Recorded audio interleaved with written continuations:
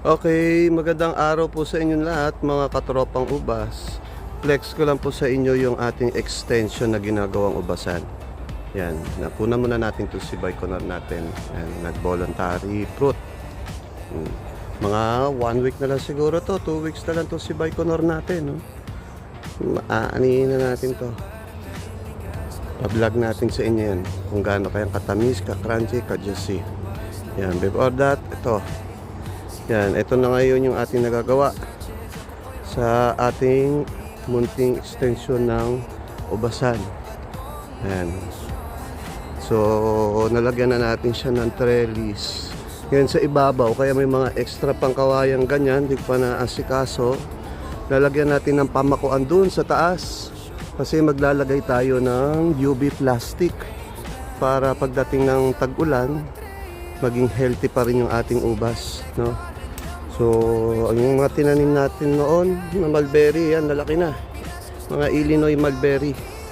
Meron din tayo dyan chicken claw, Osturkey, white Himalayan, red Himalayan mulberry, Australian mulberry. So, meron tayong 6 na varieties po ng mulberry. Yan, ginawa na natin pambakod. Tapos naglagay na rin ako doon ng plastic wire na net. Ang batawag dyan na pambakod. So pinaligiran natin para protection sa kambing. Kasi may mga kambing na gumagala dyan sa kabilang bukid. So inagapan na lang natin bago pulbusin itong ating mga tanim na ubas. Kasi sayang din naman at magagandang variety. Mga expensive grapes po yung ating tinanim. So ano-ano nga ba to? Meron tayo ditong ito si strawberry grapes. Meron tayong dadrads. Meron tayong yan, Libya. Mga nasa container lang natin ilagay, no? Julian tayo. Meron din tayong Jupiter seedless. Itong mga to, mga 10 to 12 months lang to. Naku, mga nasa trellis na yan. Mapapabunga na natin. Expected natin January or February, mapabunga na natin sila. Everest. Yan. Tapos ito unknown. Hindi ko alam kung anong variety to eh. Kung either Arcadia lang to or si Joy Seedless. Nawala kasi yung name tag niya. So Joy Seedless lang yan or Arcadia. Tapos ito yung ating mga Midnight Beauty. Yan, malalaki na. Midnight Beauty. Mga seedless din yan. Konti na lang. Sa trellis na siya. Marami. Mga Midnight Beauty itong mga to. Kaya natin nilagay sa container yan para kapag tinubig itong bukid, hindi siya masyadong mababad sa tubig. At just in case na kailanganin ko na siyang tanggalin, makukuha pa rin natin siyang buo na buhay. No? Dahil nasa container kasi minsan nagre-release tayo ng mga ganyang kalalaki na nasa container kahit na nasa 2 years old na siya, 3 years old. Tsaka yung ugat naman yan, tatagos naman yan sa ilalim kaya para na rin siya nakadirect. At kung tatanggalin ko nga, safe ko pa rin sa makukuha.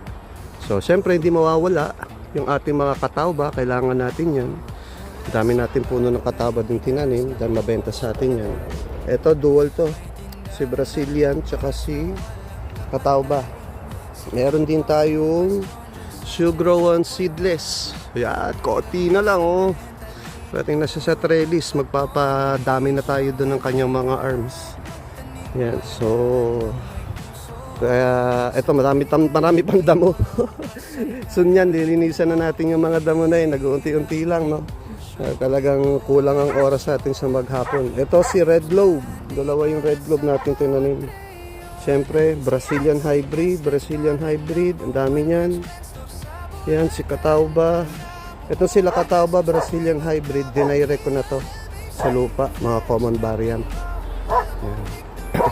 Nasa paligid nito, yun, doon sa dulo, yun. Nagtanim tayo doon ng avocado, may rambutan, may langka. Tapos doon sa mga gilid na yan, style pabakod, tataminan pa natin yan ng iba't ibang fruit bearing. Meron na akong naka-reserve doon, di ko pala natatanim. Yan.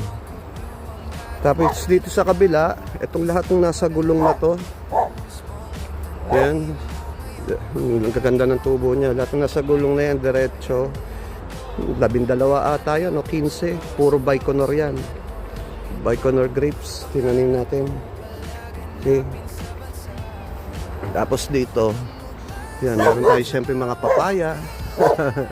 Papaya natin kasi mahaba. Ingay ang aso natin, Doggy. Jojo, ingay mo dyan.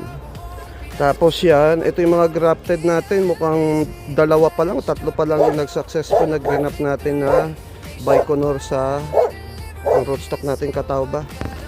Pero okay na yun, kahit 2, 3, at least may nagtuloy. Tapos yung puro rootstock yung nagtuloy. Tapos ito, sa container din to si Baikonur. Ito yung binare-rooted natin, pero ayun oh, may usbong na siya. Oh, haba na. Ito, Brazilian to. Sa container din siya. Meron din tayong Crimson Seedless. Siyempre, Arcadia. Ito, si Pate Seedless to. Pate Seedless. Ayan, sa trellis na yung Pate Seedless natin. Oh. Diba? Tapos, nagtanim din tayo ng mga guapol. Yung mga guapol natin, ayan, yung dwarf. May bunga na yung iba, oh. Mga 10 puno ata yan. Diretso, nilagay ko doon. May bunga rin dito. Ayun, bulaklak. Guapol. Yung malalaking bayabas. Yan. So, pahapon na. Ito yung update natin din eh. So, meron din tayo dyang soon.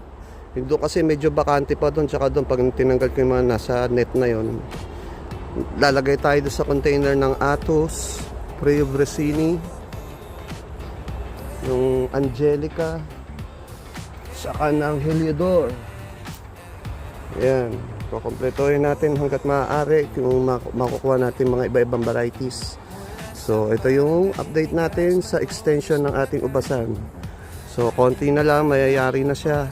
Pero yung mga tanim natin, naglalaki yan na. Paabot na sa trellis yung mga ubas. Pati itong mulberry. Oh. Hindi ko pa rin matagpos-tagpos ilang buwan na to. In-start ko ata ito no October eh. Palibasa, isa lang akong dumadali nito. Gusto ko matagpos ng ako lang mag-isa. So, sarap ng pakiramdam pag natagpos natin itong mag-isa. Tapos, soon, by December, January, hopefully, still praying na lahat ito ay mabuhay natin at mapabunga natin lahat. So, sa ngayon, ilang varieties na bang meron tayong tinanim dito? Parang may 25 varieties na ata tayo nakatanim dito. Ewan ko kung na-flex sa inyong lahat. Tapos ilang puno ito, parang mga abot siguro ito na ng mga 80 na puno. So hindi pa rin siya ganun karami. Pero unti-unti natin siya kasi mag-extend tayo dun sa kabila sakali. So yun lang ang ating collection ng grapes. So eto, iba-vlog ko to sa susunod sa inyo kung gaano katamis si Baikonur. Although yung iba, yung mga marami na alam sa ubas, talagang alam nila masarap to si Baikonur. So, sa atin yung hindi pa nakakaalam. Yan. Ganda ng bunga ni Baikonur. Nakakatuwa to. Voluntary fruit lang siya. Kasi nasa harapan natin, mga 2 years or 3 years old na yung puno natin doon. Nandoon sa harapan. Mga ano yun, Concord Blue, Muscat Blue, Buscop Glory, Catawba, Brazilian, Red Globe. Yung nandun natin sa kabila, sa harapan. Tapos ano pa ba, Sugra One Seedless, meron din doon. So, as of now, ito yung ating natatagpos sa extension ng ating ubasan. So, sa kasalukuyan, lahat naman ng tinanim nating ubas, iba-ibang varieties, mga buhay na sila. So, naglalaki yan na nga. Ayan, tulad na ito. Baikonur to. Yung mulberry natin, sobrang laki na. So, yun lang po. Maraming salamat po. And then, thank you sa mga tumatangkilik sa atin sa pagbili sa atin ng mga pananim. May fruit bearing din tayo at grapes at kung ano-ano pa. Thank you. Bye-bye.